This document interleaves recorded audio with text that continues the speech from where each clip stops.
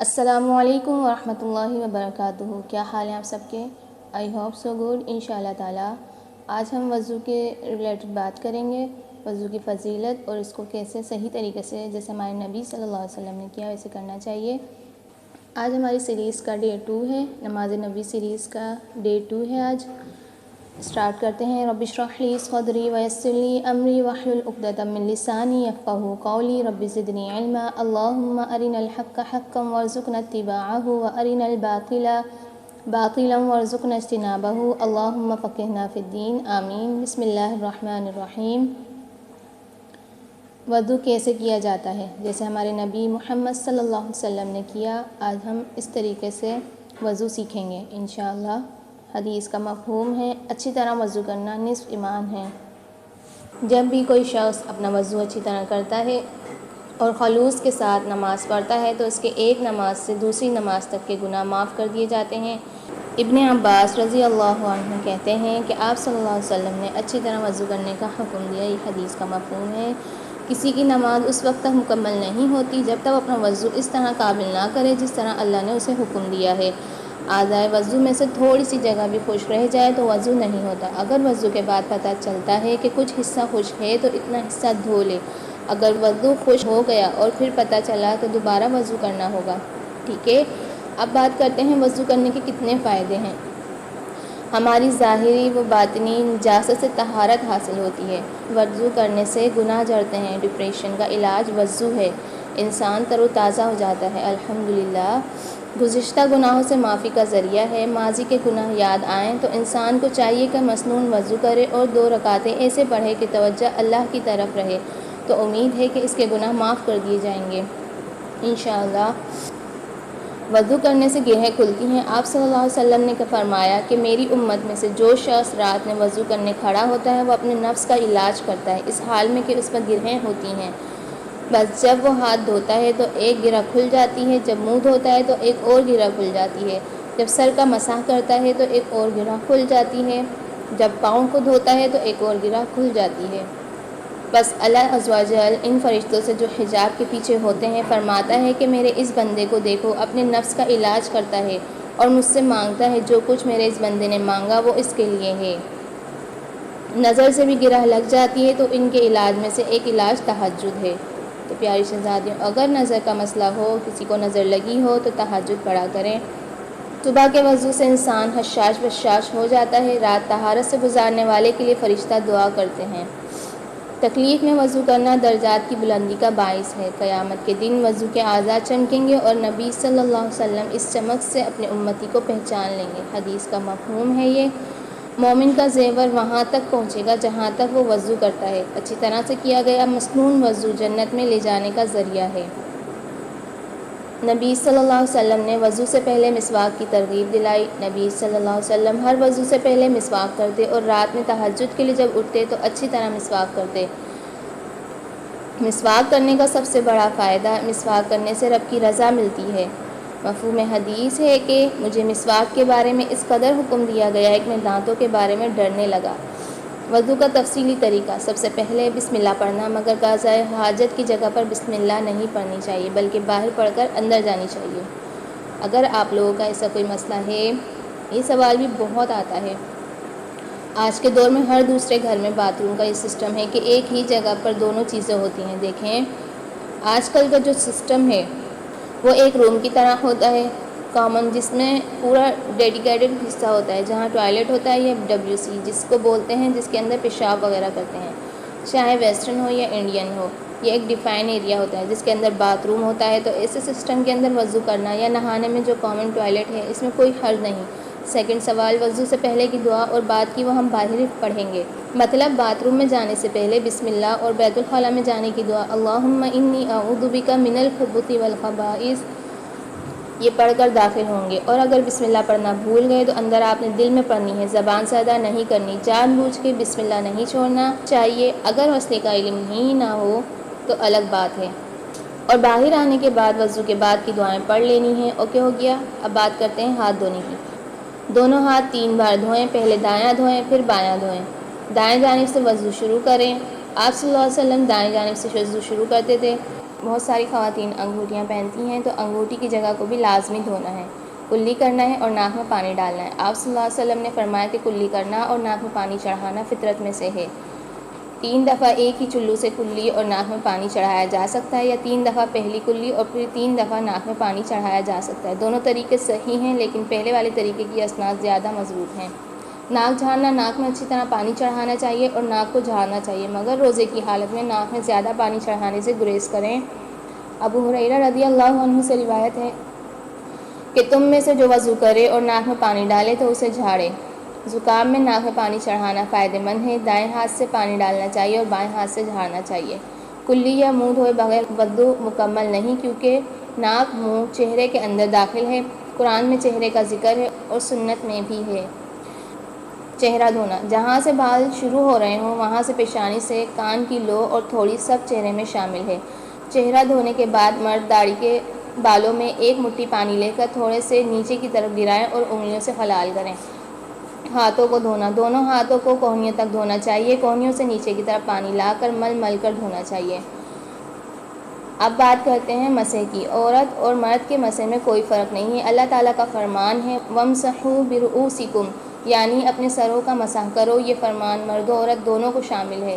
نبی صلی اللہ علیہ وسلم نے ہمیں مسح کا طریقہ یہ بتلایا کہ تر ہاتھوں کو سر کے اگلے حصے پر پھیرتے ہوئے گدی تک لے جائیں اور پھر واپس آگے کی طرف لے آئیں، اور شہادت کی انگلی سے کان کا اندرونی حصہ اور انگوٹھے سے بیرونی حصہ مسح کریں۔ عورت کو اپنے بال سے دوپٹہ اتارنے کی ضرورت نہیں ہے اور نہ ہی چوٹی ہو تو کھولنے کی ضرورت ہے۔ دوپٹے کے اندر سے بالوں پر ہاتھ پھیر لیں، اور اجنبی مرد آس پاس نہ ہوں تو سر پر سے دوپٹہ اتار کر مسح کر سکتے۔ ہونے اور بال بکھرنے میں کوئی حرج نہیں ہے۔ ایک حدیث میں آتا ہے کہ قیامت کے دن وضو کی وجہ سے امت محمدیہ کے اعضاء خوب چمکدار اور روشن ہوں گے، اور اسی سے آپ صلی اللہ علیہ وسلم اپنی امت کو پہچانیں گے۔ صحیح بخاری۔ مسح 3 طریقے سے کیا جاتا ہے۔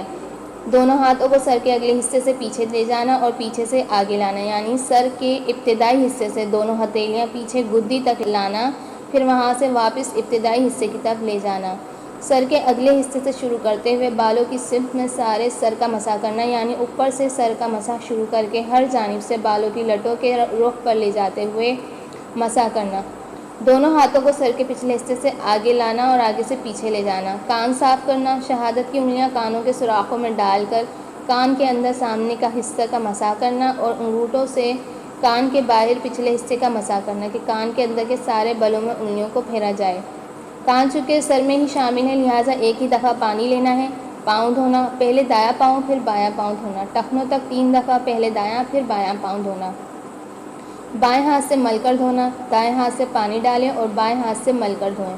چنگلی، چھوٹی انگلی سے پاؤں کی انگلیوں کا خلال کرنا، انگلیوں کا خلال کرنا مستحب ہے۔ ایڑیاں دھونا، مفہوم حدیث ہے کہ نبی صلی اللہ علیہ وسلم نے فرمایا خشک ایڑیوں کے لیے آنکھ کا عذاب ہے۔ پاؤں دھونے میں مبالغہ، نبی صلی اللہ علیہ وسلم نے فرمایا، مفہوم حدیث ہے قیامت کے دن تم لوگ وضو کی وجہ سے روشن چہروں اور سفید چمکدار ہاتھ پاؤں والے ہوگے، لہذا جو چاہے اپنی سفیدی کو بڑھا لے۔ بزرگ لوگوں کا وضو، بزرگی کی عمر معذوری کی عمر ہے، لہٰذا بزرگ کرسی پہ بیٹھ کر یا کھڑے ہو کر پاؤں دھو لیں۔ اچھے سے ہاتھ نہ ملا جائے تو ایڑی زمین سے مل لیں۔ معذوری میں آسانی ہے۔ پانی خشک کرنا، بی بی عائشہ رضی اللہ عنہا سے مروی ہے کہ نبی صلی اللہ علیہ وسلم رومال سے پانی خشک کر لیا کرتے تھے۔ وضو کے بعد کی دعائیں: اشہد ان لا الہ الا اللہ وحدہ لا شریک لہ واشہد ان محمدا عبدہ ورسولہ، اس کی بہت زیادہ فضیلت ہے۔ جو بھی مسلمان اچھی طرح وضو کرتا ہے، اس کے بعد کھڑے ہو کر توجہ سے اپنے دل اور اپنے چہرے کے ساتھ 2 رکعت نماز ادا کرتا ہے تو اس کے لیے جنت واجب ہو جاتی ہے۔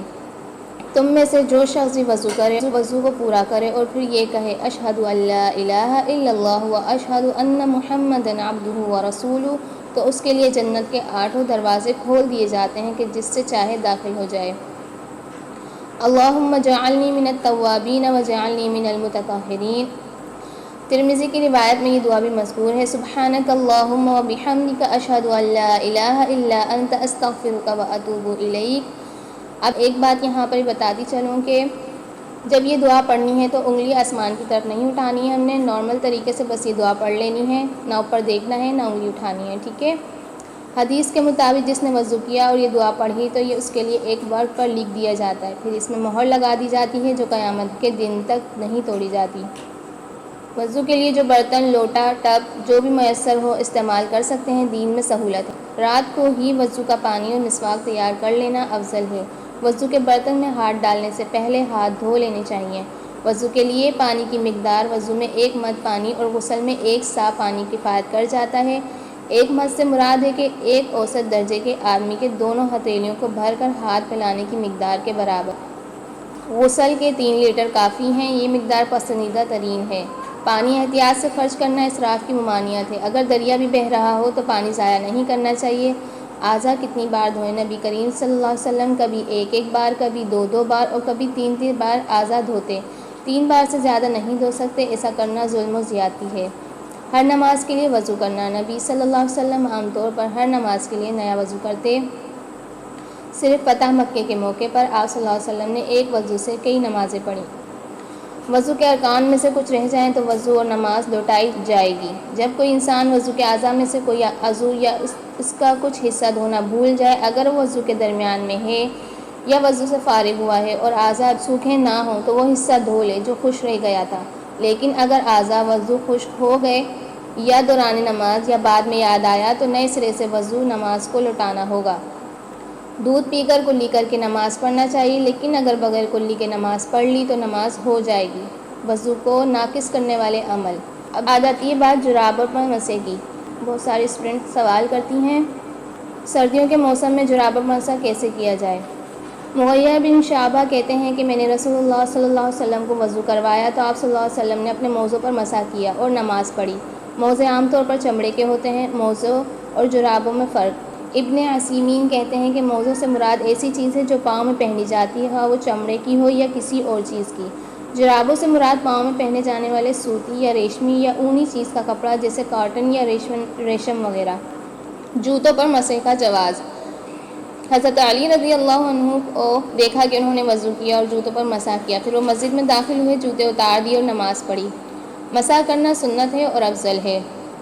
رسول اللہ صلی اللہ علیہ وسلم سے وارد ہے کہ جو موزے پہنے ہوئے ہو اور ان پر مسح کرنا بہتر ہے بجائے اس کے کہ انہیں اتار کر دھویا جائے۔ حدیث سے پتہ چلتا ہے کہ اللہ کو رخصتوں کا لینا اتنا ہی پسند ہے جتنا عظمتوں کو لینا۔ جب آپ صلی اللہ علیہ وسلم کے پاؤں کھلے ہوتے تو دھوتے اور جب موزے پہنے ہوتے تو مسح کرتے۔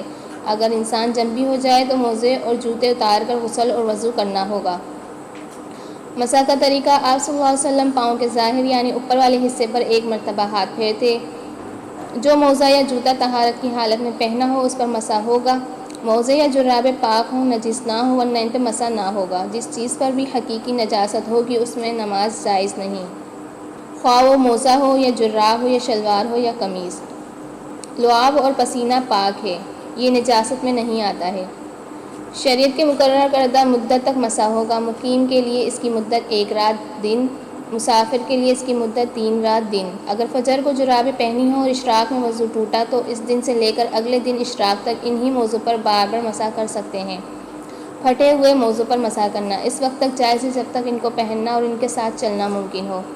پتلی جرابوں پر مسح کرنا: جرابوں پر مسح جائز ہے چاہے وہ پتلی ہوں مگر نیٹ کی نہ ہو۔ وضو کی حالت میں جوتے اور جراب دونوں پہن سکتے ہیں، لیکن جب آپ مسح کریں گے تو مسح جوتے پر ہوگا۔ اگر جوتے کے اندر جراب نہیں تو جوتا اتارتے ہی وضو نہیں رہے گا۔ میں امید کرتی ہوں آپ سب کو وضو کی ساری فضیلت انشاءاللہ سمجھ میں آ گئی ہوگی۔ جزاکم اللہ خیرا کثیرا واحسن الجزاء فی الدنیا والآخرہ۔ السلام علیکم ورحمۃ اللہ وبرکاتہ۔